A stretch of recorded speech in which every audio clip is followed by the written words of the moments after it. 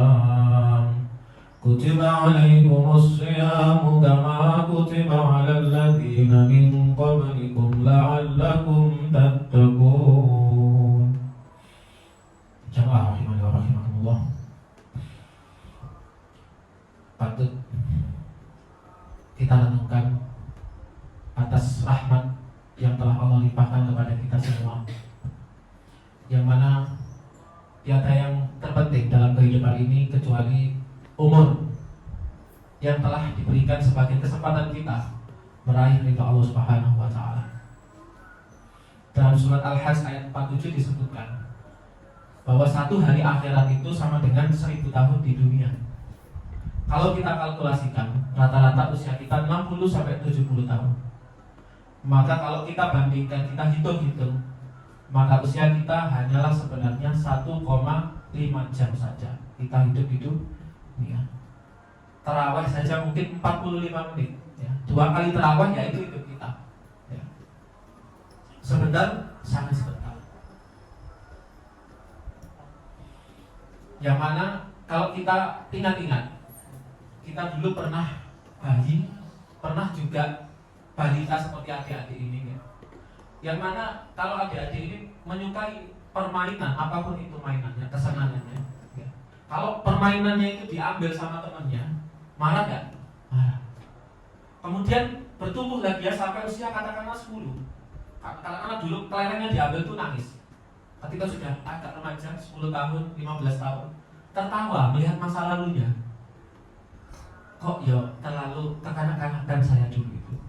Kelereng diambil saja sudah nangis. Ganti kesenangannya dari kelereng menuju kesenangan lainnya. Katakanlah sekarang anak-anak suka main game ya. Nanti ketika sudah 25 tahun, sudah mengerti rasanya rumah tangga ya, mentertawakan ketika masa remaja. Begitu seterusnya, 25 tahun memiliki kesenangan baru. Apa itu misal komunitas kayak motor ya.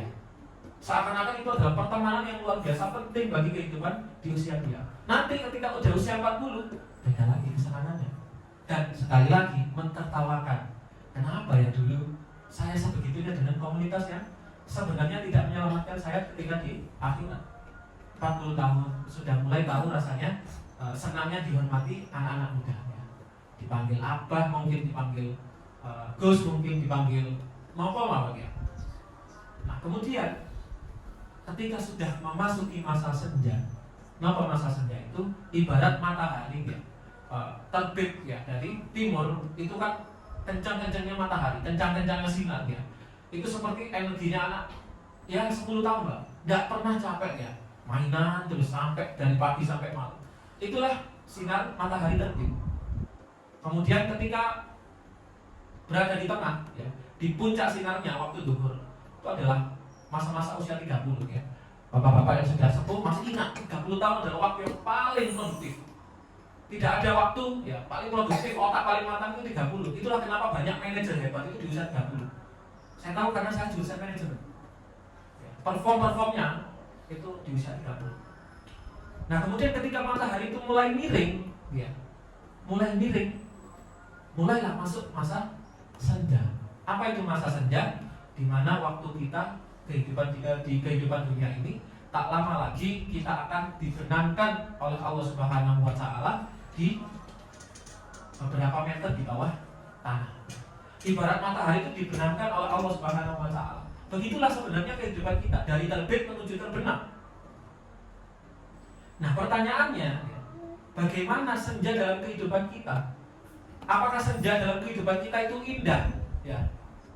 Tanpa petir, tanpa hujan lebat, tanpa badai, asri dengan angin sepoi-sepoi, diiringi suara burung yang beriringan ya.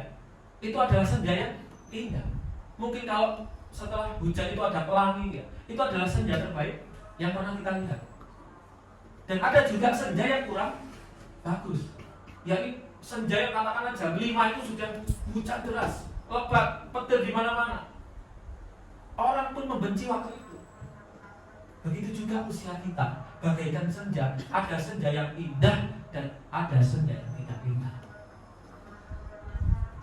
Kalau bahasa Qur'annya, bahasa Islamnya itu adalah husnul khotimah dan su'ul khotimah. Ada meninggal yang bagus, ada meninggal yang tidak baik. Karena ketika kita membaca Alkitab, membaca kitab Jawabul Kafi karya Imam Ibnu Qayyim, itu disebutkan kisah-kisah orang yang suul khotimah, naudzubillah min dzalik. Ketika sakaratul maut, ya salah satu kisah, diingatkan, ditalkin untuk mengucapkan la ilaha illallah. Sebagaimana kita tahu berdasarkan hadis Rasulullah SAW, siapapun yang ucapan akhirnya adalah la ilaha illallah, dakhalal jannah, masuk surga, meskipun dicuci dulu di neraka, tapi ujung-ujungnya di surga nanti. Minimal tidak kekal di neraka. Nah kemudian dalam kisah ini disebutkan ditalkin, la ilaha illallah, ayo mengucap sebelum kau meninggalkan dunia ini. Kemudian sang ahli maksiat ini mengatakan, apa gunanya bagiku mengucapkan la ilaha illallah? Wong aku ini ahli maksiat, saya itu tidak pernah sholat, bolong-bolong katakanlah. Akhirnya dia meninggalkan dunia ini tanpa mengucapkan la ilaha illallah. Dan pernah Al-Imam Ibnu Rajab Al-Hambali pada saat itu menulis kitab persis, ya hampir sama. Dikisahkan ada orang yang mau sakaratul maut, kemudian dibantu oleh salah seorang syekh untuk mengatakan la ilaha illallah. Nah kemudian tetapi dia kalah dengan setan, akhirnya meninggalkan, memejamkan mata ini tanpa mengucapkan la ilaha illallah. Ternyata ketika ditanyai, dia itu adalah seorang pecandu khamr.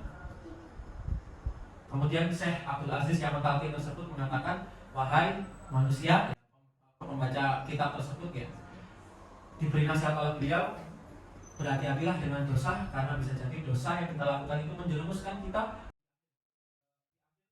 di akhir hayat kehidupan kita. Kemudian kisah serupa juga pernah diceritakan oleh Imam Al-Hafidz Ad-Dahabi rahimahullah ta'ala. Persis ya, sama-sama pecandu khamr. Kemudian ketika saat ajal tiba, seseorang mengajarkan syahadat, kemudian dia mengigau. Apa yang dia igaukan? Yang mau meninggal ini berkata, minumlah dan beri aku minum. Maksudnya minum khamr. Diwafatkan dengan ucapan sebagaimana dia biasa mengucapkan dalam kegiatan sehari-hari. Dia suka minum khamr, ya sudah, itulah ucapannya. Kemudian dia meninggal dalam ucapan kemaksiatan tersebut. Kemudian Al-Imam Ibnu Qayyim Al-Jauziyah juga pernah bercerita dalam kitabnya, ada orang yang suka mendengarkan musik, kemudian ditalkin, ya kisah-kisah seperti dalam kitab luar biasa berapa kita bisa temukan, dan itu bisa menjadi itu. Dan ketika ditalkin, bukan la ilaha illallah yang keluar, tapi lirik lagu, ya, nada-nada yang dia dengungkan, sebagaimana dia biasa mendengarkan musik-musik dan menyanyikannya. Saya tidak berbicara fikih musik itu halal atau haram. Cuman semestinya dari kisah ini kita bisa mengambil ibrah. Karena memang agama ini tidak melulu tentang halal haram gitu. Karena saya juga pernah meruqyah anak remaja. Ketika saya ruqyah, jinnya bereaksi ya. Pernah lihat orang kesurupan gitu. Nah, jinnya ini menyanyikan lagu barat, ya, lagu barat. Kemudian setelah anak ini sadar, kemudian kami tanya, kamu itu kalau di rumah sering dengar musik tak? Iya, saya itu sering dengar musik barat. Artinya apa? Ada jin yang mendampingi si anak tersebut dan suka ikut menikmati musik yang dinikmati sang anak tersebut. Jamaah rahimani wa rahimakumullah. Kisah terakhir adalah seorang pedagang. Begitu juga seperti orang-orang yang saya sebutkan tadi, ditalkin. Saking senangnya dengan yang namanya profit dalam perdagangan ya. Ketika mau meninggal ditalkin la ilaha illallah, tidak keluar itu kalimat itu. Yang keluar adalah kalimat, ini murah, ini barang bagus, ini begini, ini begitu. Ini kisah nyata jemaah. Kemudian Al-Imam Ibnu Qayyim mengatakan, berpesan atas kisah-kisah yang sudah tertulis tersebut. Loh, non saya kita yang masih sehat, ya, Mas Aiman mungkin yang masih 20-an gitu. Itu pun dengan kekuatan yang masih luar biasa, kita masih bisa terjerumus dengan kemaksiatan. Apalagi kalau sudah di ujung kematian ya. Itu adalah selemah-lemahnya iman. Ya. Kemudian fisiknya juga lemah, akal juga lemah. Kemudian disitulah juga setan itu berlomba-lomba untuk mengkafirkan dia. Maksudnya apa? Berbuat kufur. Tidak mau mengucapkan la ilaha illallah. Itulah su'ul khotimah. Na'udzubillahi min dzalik. Jamaah rahimani wa rahimakumullah, su'ul khotimah itu ada dua. Satu su'ul khotimah yang berat, ada yang tidak terlalu berat kata para ulama. Yang berat itu kalau orang ditalkin, kayak yang kisah pertama, dia nggak mau, dia memberontak. Ya, nggak mau. Nah itu husnul khotimahnya keterlaluan. Namun ada yang lebih ringan, ya tetap naudzubillah min dzalik. Adalah ketika ditalqin tidak mau mengucapkan, tidak mau mengikuti la ilaha illallah, tapi mungkin diam, mungkin mengigau dengan apa yang sesuai dengan kebiasaan dia ketika di kehidupan di dunia. Dengan kisah-kisah yang sudah kita simak, kita sudah sepakat, kita semuanya ingin husnul khatimah, husnul khatimah. Dan ini sesuai dengan hadis Rasulullah SAW. Innamal a'malu bil khawatim. Innamal a'malu bil khawatim. Sesungguhnya amal itu sesuai dengan penutupnya. Karena menurut saya bisa jadi umur kita ya, sebagaimana matahari terbit sungguh cerah ya, tapi ketika terbenam penuh dengan petir dan badai. Bisa juga ya umur kita ketika kita terbit mungkin sudah hujan duluan, tapi beda ketika senja itu menyapa ya. Matahari terbenam dengan cahaya yang sangat indah. Itulah husnul khotimah, tergantung penutupnya.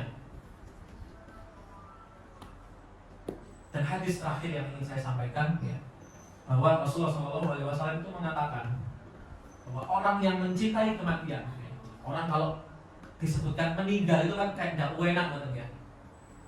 Tapi Rasulullah mengatakan siapapun yang mencintai kematian maka Allah juga mencintai hamba tersebut.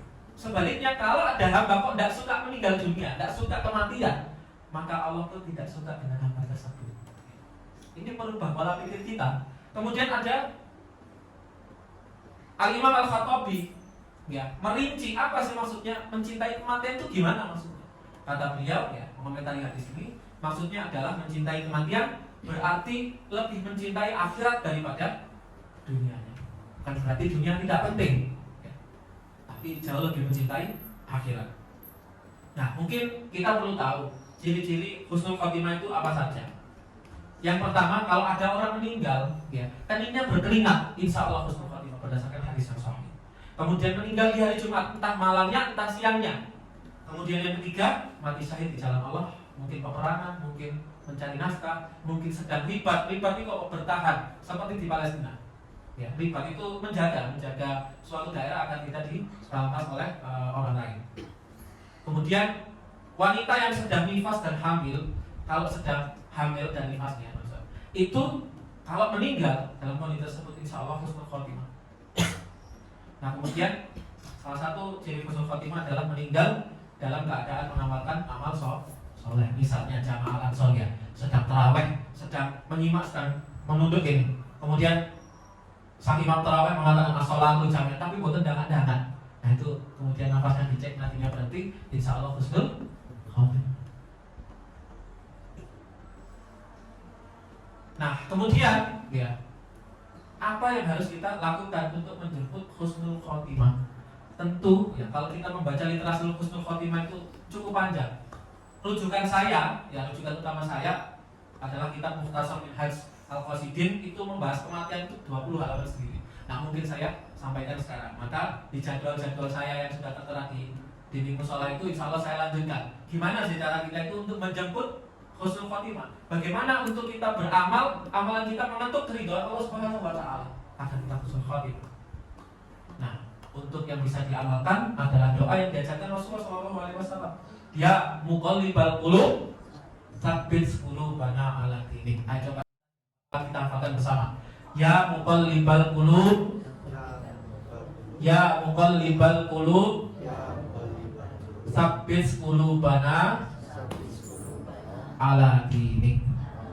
Nah, itu selalu setelah sholat, setelah beramal, setelah bekerja, setelah didik anak, setelah bertemu saudara kita, terus kita jadikan zikir doa tersebut. Ya muqallibal qulub, tsabbit qulubana ala dinik. Semoga Allah mentakdirkan ya, senja dari kehidupan kita adalah senja yang indah, yaitu husnul khotimah.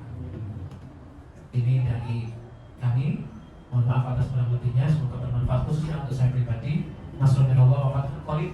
Assalamualaikum warahmatullahi wabarakatuh.